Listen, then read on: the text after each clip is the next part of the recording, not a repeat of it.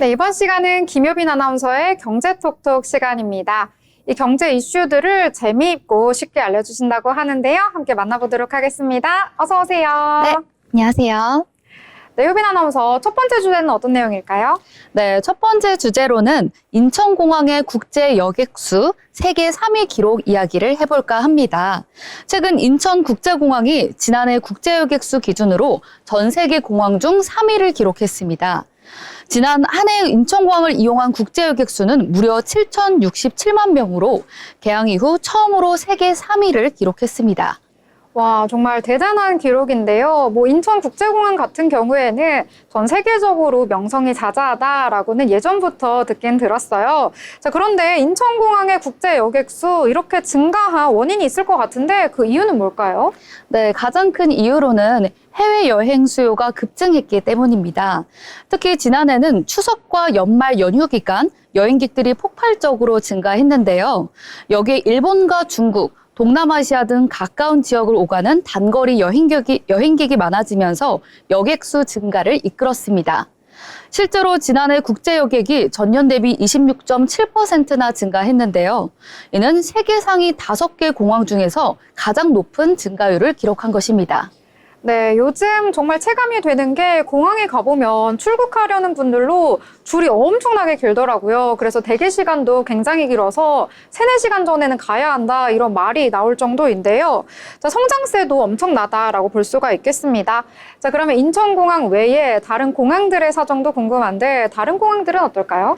네, 국제 여객 1위를 기록한 공항은요, 아랍에미리트의 두바이 항공이고요. 그리고 2위는 영국 런던 히스로 공항이 차지했습니다. 인천공항은 홍콩의 츤라콕 공항과 중국 상하이 공항을 제치고 세계 3위를 기록했는데요. 아시아를 대표하는 허브 공항으로서의 경쟁력을 다시 한번 입증했습니다. 네, 1위가 두바이 공항이네요. 두바이 환승하는 분들도 굉장히 많은데 실제로도 1위를 기록했구나라고 지표로도 확인이 됩니다. 자, 그러면 올해에는 이러한 상승세 계속해서 이어질 수 있을지 궁금한데 어떨까요? 네, 올해에도 좋은 흐름이 이어지고 있습니다. 특히 올 1분기에도 이미 1,860만 명의 여객을 처리하며 1분기 기준 개항 이후 가장 높은 기록을 달성했습니다.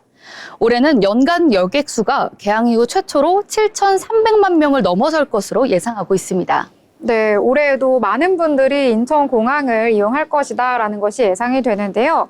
자, 그러면 인천국제공항 앞으로의 전략이 어떻게 될지 궁금합니다.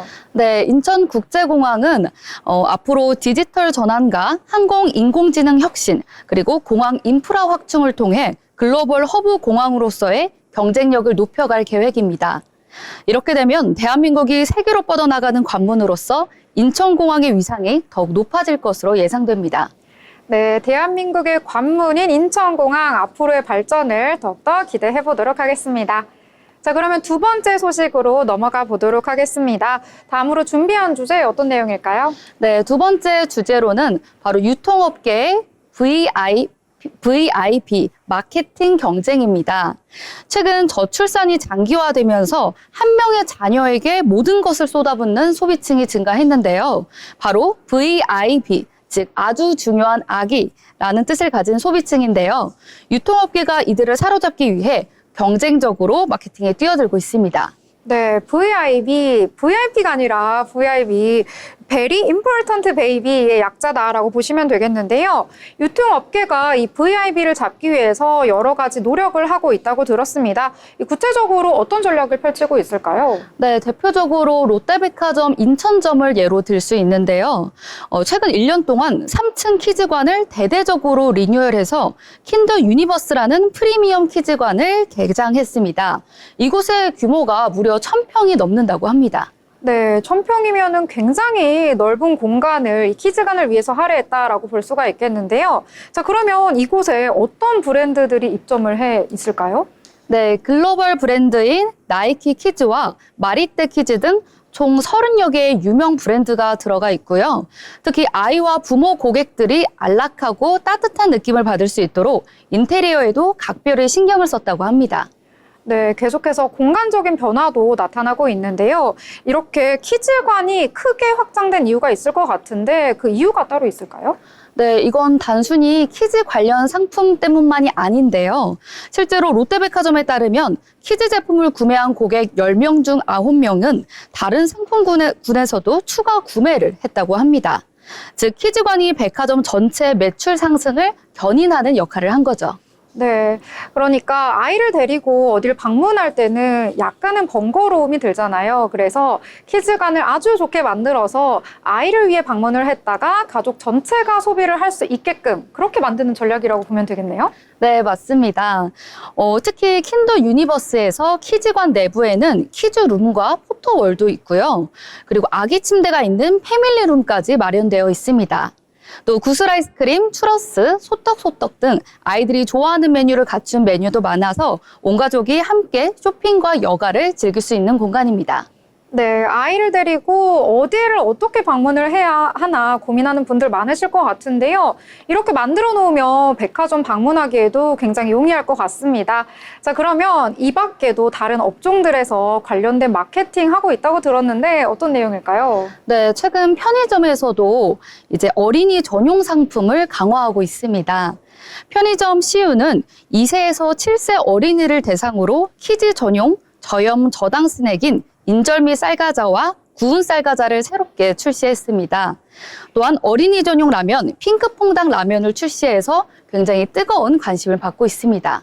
네, 저출산 시대다 보니까요. 이렇게 프리미엄화된 아동 시장이 점점 성장하고 있구나라고 느껴집니다. 앞으로도 이런 트렌드 계속해서 좀 심화가 될 것 같은데요? 네, 맞습니다. 앞으로도 VIB를 위한 다양한 프리미엄 상품과 서비스가 유통업계 전반에 걸쳐 활성화될 것으로 보입니다.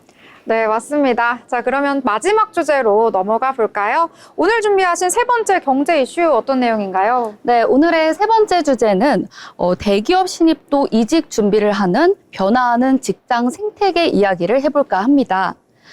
최근 대기업에 입사한 신입사원들조차 입사 1년도 되지 않아 이직을 준비하거나 실제로 퇴사를 하는 사례가 늘고 있습니다.